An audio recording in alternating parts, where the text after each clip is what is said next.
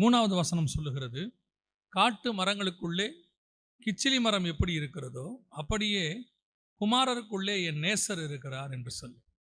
உன்னத பாட்டிலே நேசர் என்று சொல்லுவது இயேசு கிறிஸ்துவை குறிக்கிறது. இரண்டாவது வசனத்திலே சபையினுடைய மேன்மையை, எப்படி உபத்திரவத்திற்கு நடுவில், வேதனைகளுக்கு நடுவில், உலகம் முழுவதும் பாவம் நிறைந்திருந்தாலும் அவைகளுக்கு நடுவில் எப்படி சபையானது தன்னை கரைப்படுத்தி கொள்ளாமல் அந்த உபத்திரவத்துக்கு நடுவில் ஒரு லீலி புஷ்பத்தை போல தேவனுக்கென்று சாட்சி உள்ள வாழ்க்கை வாழுகிறது என்பதற்கான சில காரியங்களை பார்த்தோம். மணவாட்டி சபையே அப்படி இருக்கும் பொழுது தேவன் எப்படி இருக்கிறாராம்? வசனம் சொல்லுது, காட்டு மரங்களுக்குள்ளே கிச்சிலி எப்படி இருக்கிறதோ அப்படி என் நேசர் இருக்கிறார். இந்த காட்டு மரங்கள் எல்லாம் பெரும்பாலும் காட்டு மரம் அப்படின்னா நீங்கள் பார்த்துருப்பீங்கன்னு நினைக்கிறேன். காட்டு மரங்கள் பெரும்பான்மையானவைகள் முள்ளுள்ளவைகளாக காணப்படும். அதே நேரத்தில் இந்த காட்டு மரங்களில் பெரும்பான்மையானவைகள் கனி கொடுக்காது. காட்டு மரங்கள் பெரும்பான்மையானவைகள் அது கரடு முரடாக இருக்கும். அவைகளுக்கு நடுவில் ஒரு கனி கொடுக்கக்கூடிய, கிச்சிலி கனி கொடுக்கக்கூடியதான ஒரு மரத்தை போலத்தான் நம்முடைய நேசர், நம்முடைய ஆண்டவர் இயேசு கிறிஸ்துவும் இருக்கிறார் என்று வசனம் சொல்லுகிறது. பல நேரங்களிலே நாம் இயேசுவை முன்மாதிரியாக வைத்திருக்கிறோம். சபைக்கு முன்மாதிரி இயேசு தான். உலகத்தில் வேறு யாரும் முன்மாதிரி கிடையாது. சபை இயேசுவை பார்த்து தான் தெரிந்து கொள்ளுகிறது எப்படி இருக்க வேண்டும் என்று சொல்லி. நாம் எப்படி பரிசுத்தமாய் வாழ்ந்து மனித சாயலிலிருந்து தேவ சாயலாய் மாற வேண்டும் என்பதற்கு அடையாளமே இயேசு தான். அதனால தான் அவர் மனித ரூபம் எடுத்தார், கடைசியாக தேவ சாயலாய் மாறினார். அதே மாதிரி தான் நாமளும் மாறணும். அப்படின்னா நமக்கு அடையாளமாக கர்த்தர் என்ன செய்கிறார்? தன்னுடைய வாழ்க்கையை நியமிக்கிறார். இயேசு இந்த உலகத்தில் வந்து ஞானஸ்தானம் எடுக்க வேண்டியது அவசியம் இல்லை, அவர் எடுக்கிறார். அவர் நம்மை போல பாடு அனுபவிக்க வேண்டிய அவசியம் இல்லை, பாடு அனுபவிக்கிறார். எல்லாவற்றையும் எதற்காக செய்கிறார் என்றால் நமக்கு முன்மாதிரியாக. இயேசு கிறிஸ்துவை எந்த ஒரு பிரமாணமும் கட்டுப்படுத்தாது.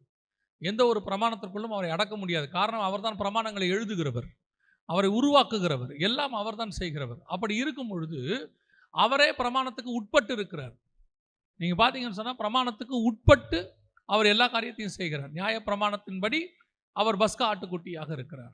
அதில் என்னென்னலாம் சொல்லுதோ அவர் நினைச்சாருன்னா அதை மாற்றி எழுதுறதுக்கு அவருக்கு அதிகாரம் உண்டு. அவர் சொல்றார், பூர்வத்தாருக்கு இப்படி சொல்லப்பட்டது, நான் உங்களுக்கு சொல்லுகிறேன். அத்தாரிட்டி. அப்படி இருக்கக்கூடியதான தேவனே தன்னை ஒரு பிரமாணத்துக்கு உட்பட்டவராக அதை நிறைவேற்றி முடிக்கிறார். நியாய பிரமாணத்தை அவமாக்க வரவில்லை, நிறைவேற்றி முடிக்கவே வந்தேன் என்று சொல்லுகிறார். ஒரு பிரமாணத்துக்கு உட்பட்டு இருக்கிறார். அப்படி இருக்கும் பொழுது அவரை பின்பற்றுகிற நமக்கும் சில காரியங்களை கர்த்தர் வைத்திருக்கிறார். அதை ஒரு முன்மாதிரியாக வச்சிருக்கிறார். இயேசு கிறிஸ்துவானவர் எப்படி இந்த பூமிக்குள்ளே நம்மை போல, வசனம் சொல்லுது, அவர் தாமே நம்மை போல எல்லா விதத்திலும் சோதிக்கப்பட்டு. பல நேரத்தில் இயேசு கிறிஸ்து கடந்து வர பாதைகளை பார்க்கும் பொழுது அவர் கடவுளுங்க, அதனால் அவர் செஞ்சிட்டாரு அப்படின்னு ஒரு தாட் வரும். அவர் தேவன், அவர் வந்து அவரால் முடியும், நம்மளால் முடியுமா அப்படின்னு கேட்டிங்கன்னா, புதிய ஏற்பாட்டில் இயேசு செய்த எல்லாவற்றையும் நாம் செய்ய வேண்டும் என்று இயேசு விரும்புகிறார். அதை அவரே சொல்லுகிறார், என்னை விசுவாசிக்கிறவன் நான் செய்த கிரியைகளையும் செய்வான், அதை பார்க்கிலும் அதிகமாகவும் செய்வான் அப்படின்னு தான் அவர் சொல்கிறார்.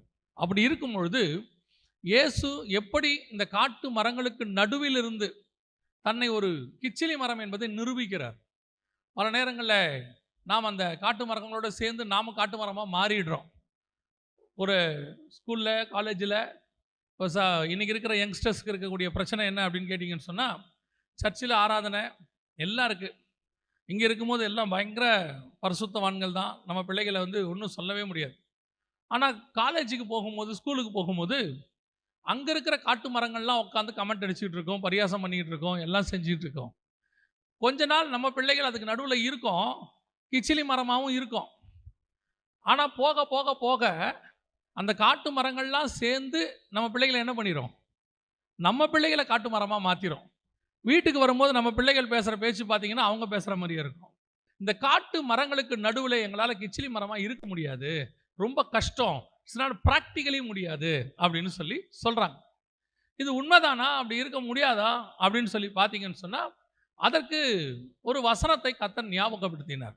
எந்த வசனம் அப்படின்னு கேட்டிங்கன்னு சொன்னால், இயேசு சொல்கிறாரு, பரலோக ராஜ்யம் புளித்த மாவுக்கு ஒப்பாய் இருக்கிறது. புளித்த மாவுங்கிறது வந்து நெகட்டிவ் பேரபிள். அதாவது புளித்த மாவு பொதுவாகவே பைபிளில் வந்து ஆப்போசிட் விஷயத்துக்கு கர்த்தர் பயன்படுத்துகிறார். உதாரணமாக கள்ள தீர்க்கதரிசிகள், கள்ள போதனை பண்ணுறவங்க, பரிசேயர், சதிசேயர், இவங்களுக்கு தான் கர்த்தர் வந்து புளித்த மாவுன்னு சொல்லுவார். உபதேசத்துக்கு தான் சொல்லுவார், கள்ள உபதேசத்துக்கு. பரிசேயரை குறித்து, ஏரோதை குறித்து, புளித்த மாவை குறித்து எச்சரிக்கையாயிருங்கள் அப்படிம்பார். ஆனால் இந்த இடத்துல கர்த்தர் பரலோக ராஜ்யத்தை புளித்த மாவுக்கு சமானமாக சொல்லுகிறார். பரலோக ராஜ்யம் புளித்த மாவுக்கு சமானமாக இருக்கிறது. அப்படின்னா என்ன அர்த்தம்? புளித்த மாவு அப்படிங்கிறது எதை குறிக்குது? ஒருவேளை இங்கே இருக்கிற நமக்கு இந்த புளித்த மாவுக்கான கான்செப்ட் தெரியாமல் இருக்கலாம், இங்கே இருக்கிற நமக்கு. ஆனால் நமக்கு வேற ஒன்று தெரியும், அதுக்கு ஈக்குவலாக சொன்னால் புரிஞ்சுக்கிறதுக்கு சொல்கிறேன். முந்தையெல்லாம் பார்த்தீங்கன்னு சொன்னால், இந்த வீட்டில் நைட்டு படுக்க போகும்போது பாலில் கொஞ்சம் தயிர் ஊற்றிட்டு படுப்பாங்க, மிச்சம் இருக்கிற பாலில். இப்போ இருக்கிறதுல பால் மிச்சம். இப்போ என்ன பண்ணுவாங்கன்னா, மிச்சம் உள்ள பாலில் இந்த பக்கத்து வீட்லேயோ அவங்கலேருந்து உர ஊற்றுவாங்கம்பாங்க. நைட்டில் படுக்க போகும்போது உர ஊற்றுறதுக்கு தயிர் வாங்குறதுங்கிறது ஒரு வேலை. பக்கத்து வீட்டில் போய் வாங்கிட்டு வருவாங்க. அது கொஞ்சம் வயசானவங்களுக்குலாம் தெரியும்னு வச்சுக்கோங்களேன். அப்போ அந்த கொஞ்சம் தயிர் ஒரு சின்ன கப்பில் வாங்கி அப்படி ஊற்றுவாங்க. 1 லிட்டர் பால் 1/2 லிட்டர் பாலில் ஊற்றுவாங்க. ஊற்றிட்டா மறுநாள் காலையில் மொத்த பாலும் என்னவா மாறிடும்? தயிராக மாறிடும். அந்த தயிரில் இருக்கக்கூடிய புளித்த தன்மைக்கு ஒரு சுபாவம் உண்டு. எல்லா பாலையும் தயிராய் மாற்றுகிற சுபாவம். அதைத்தான் இயேசு சொல்றாரு. கொஞ்சம் புளிச்ச மாவு என்ன பண்ணிடும்? 3 படி பாவை என்னவா மாற்றிடும்? அப்படியே மொத்தத்தையும் புளிக்க பண்ணிடும். அது பரலோக ராஜ்யத்திற்கு அப்படி ஒரு வல்லமை உண்டுங்கிறார். அதோட அர்த்தம் என்னன்னா, பரலோக ராஜ்யத்தினுடைய வல்லமை யாருக்குள்ள இருக்குதோ அவங்க கொஞ்சமா இருந்தாலும் சுத்தி இருக்கிற நிறைய பேரை அவங்க தன்னை போல மாத்திடுவாங்கன்னு அர்த்தம். அது பரலோகத்தினுடைய வல்லமை. நீங்கள் உங்கள் காலேஜிலேயோ ஸ்கூல்லையோ ஆஃபீஸ்லையோ புளித்த மாவை போல நீங்கள் கொஞ்சமா இருந்தாலும் உங்களை போலத்தான் உங்களை சுத்தி இருக்கிற அத்தனை பேரும் மாற வேண்டுமே ஒழிய நீங்கள் அவர்களை போல மாற முடியாது. மாறலன்னா உங்ககிட்ட அந்த புளித்த தன்மை இல்லைன்னு அர்த்தம். அது ஒரு ஸ்பெஷாலிட்டி, ஈஸ்ட். அது உங்ககிட்ட இருக்கணும். இருந்துச்சுன்னா உங்களை மாதிரி அவங்க மாறிடுவாங்க. கொஞ்ச நாள் தான் நீங்கள் ஸ்ட்ரகிள் பண்ண வேண்டி இருக்கும். எப்படி இருக்கும்னா, கொஞ்ச நாள் ஒதுக்குவாங்க. ஒரு நாள் வரும், உங்கள் பக்கத்தில் ஒரு கூட்டமாக வரும். ஆனால் நீங்கள் கொஞ்சம் தனித்திருக்க வேண்டி வரும். அவங்க கூட உட்காந்துக்கிட்டு எல்லா வேலையும் செஞ்சுட்டு நான் புளிச்ச மாவுனா ஒத்துக்காது. அவங்களோட உட்காந்து அரட்டை அடிக்கிறது, அவங்க கூட உட்காந்து அவங்க சினிமா பாட்டு பாடுவாங்க, நீங்கள் பாட மாட்டீங்க, கை மட்டும் தட்டுவீங்க. கேட்டால் சொல்லுவாங்க, நான் எங்கே பாடினேன், நான் தட்டுனேன். காட்டு மரங்களுக்கு நடுவே கிச்சிலி மரம் எப்படியோ அப்படியே குமாரருக்குள்ளே என் நேசர் இருக்கிறார். உங்களை கர்த்தர் வச்சிருக்கிற இடத்த நீங்க மாற்ற முடியும், அந்த இடம் உங்களை மாற்றாது. அப்படிதான் இயேசு சொல்றாரு. பரலோக ராஜ்யத்துக்கு அப்படி ஒரு வல்லமை உண்டு. உங்களுக்குள்ள இருக்கிற ஆவியானவருக்கு அப்படி ஒரு வல்லமை உண்டு. அவருக்கு தெரியும் 12 பேரால முழு உலகத்தையும் மாற்ற முடியும் என்று சொல்லி. ஒரு 120 பேரால உலகத்தை தலைகீழாய் மாற்ற முடியும் என்று அவருக்கு தெரியும். ஒரு பவுல் எழுதுகிற புக்கால முழு உலகத்துக்கும் அது ஒரு வேதமாக மாற்ற முடியும் என்று தேவனுக்கு தெரியும். அப்ப இயேசு கிறிஸ்துவுக்கிட்ட ஒரு தன்மை இருந்துச்சு. காட்டு மரங்களுக்குள்ளே அவர் கிச்சிலி மரமாக இருந்தார். இயேசு எந்தெந்த இடத்துல எல்லாம் தன்னை கிச்சிலி மரம் என்று நிரூபிச்சுக்கிட்டே வராருன்னு பாருங்க. எல்லாவற்றையும் பைபிள்ல இருந்து வரிசையா அவர் லைஃபே அப்படிதான். ஏன்னா அவர் பாவ உலகத்துக்குள்ள பரிசுத்தமா வாழ்ந்தார். 33 வருஷமே அவர் அப்படிதான் வாழ்ந்திருக்கிறாரு. எல்லாத்தையுமே எடுத்து நம்ம பேச முடியாது. 3 முக்கியமான தருணங்களிலே இயேசு அதை நிரூபிக்கிறார். எப்படி நிரூபிக்கிறார்? ஒரு இடத்துல எல்லாவற்றையும் முடிச்சுட்டு இயேசு வரும்போது அவன் சொல்றான், நாசரேத்திலிருந்து ஒருத்தர் வந்திருக்கிறாரு. இயேசுவை பற்றி சொல்லும் போது அவன் எதிரில் இருக்கிறவன் கேட்குறான், நாசரேத்திலிருந்து நன்மை தோன்றுமோ? ஏன் நாசரேத்திலிருந்து நன்மை தோன்றுமோ? இருக்கிறதுலே ஒஸ்ட் பிளேஸ் நாசரேத் தாங்க. தி ஒஸ்ட் பிளேஸ் நாசரேத் தான். அந்த மாதிரி ஒரு மோசமான இடத்தை நீங்க பார்க்க முடியாது. ஆனால் அந்த நாசரேத்துக்குள்ளே எல்லா விதத்திலும் நம்மை போல சோதிக்கப்பட்டு நிரூபிக்கப்பட்டு ஒரு கிச்சிலி மரம் நடந்து வருகிறது அங்கிருந்து. அதுதான் இயேசு கிறிஸ்துவினுடைய ஸ்பெஷாலிட்டி. பொதுவாக நம்ம சூழ்நிலைகள் மேலே பழி போடுறோம், சுற்றி இருக்கிற பிள்ளைகள் மேலே பழி போடுறோம். என்ன சொல்கிறோம் தெரியுமா? பல நேரத்தில் நம்ம சொல்லுவோம், என் பிள்ளை நல்ல பிள்ளை தாங்க, இந்த கூட சேர்ற ஃப்ரெண்ட்ஸு தான் சரியில்லை. இந்த உலகத்தில் எல்லா பக்கமும் கெட்டவங்க இருக்கிறாங்க.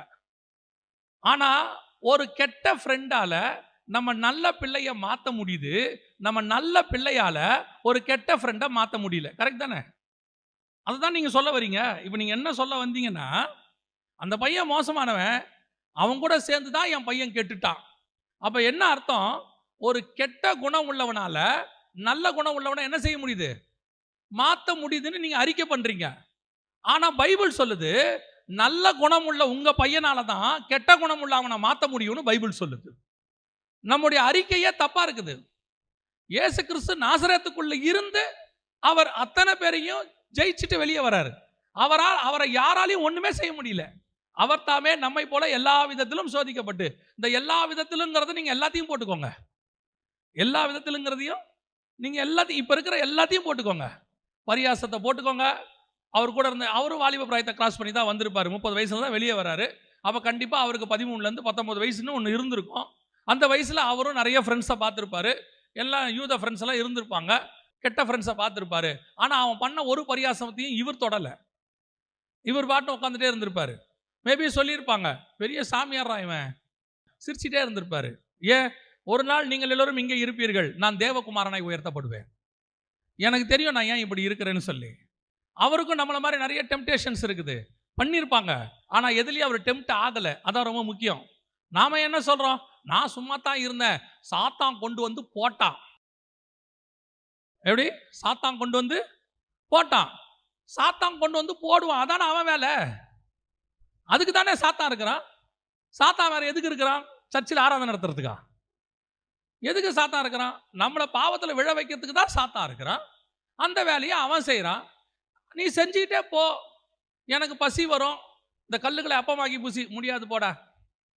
என்ன பசியா இருக்கிறீங்க, வேண்டான்றீங்க. எனக்கு பசியும் இருக்குது, கல்லுகளை அப்பமாக்குற வல்லமையும் இருக்கு. நீ சொல்லி நான் செய்ய முடியாது போடா. ஓ அப்படியா? ஓ அவ்வளோ வல்லமை இருக்குதா? எங்க கீழே குதிங்க பார்ப்போம். செய்ய முடியாது போடா. என்ன நீங்க வர வர எதையும் செய்ய மாட்டேன்றீங்க. இங்க வாங்க, நான் உங்களை ஒரு இடத்துக்கு கூப்பிட்டு போறேன். கூப்பிட்டு போய் பாருங்க, எல்லாத்தையும் எடுத்துக்கோங்க. என்ன வேணும் சொல்லுங்க, நீங்க என்னை தாழ விழுந்து பணிந்து கொள்ளுங்க, அப்பாலே போ சாத்தானே. ஆனால் இயேசுக்கிட்ட ஆப்ஷனே இல்லை. காட்டு மரத்துக்கு நடுவில் கிச்சிலி மரம் தான். நான் மாற மாட்டேன், நீ எனக்காக மாறு. யோசித்து பாருங்க, ஒரு இயேசு முழு உலகத்தையுமே மாத்திட்டாரு பாருங்க. நம்மை போல பாடுள்ள மனுஷர், நம்மை போல சோதிக்கப்பட்டவர். அதுதான் அவருடைய ஸ்பெஷாலிட்டி.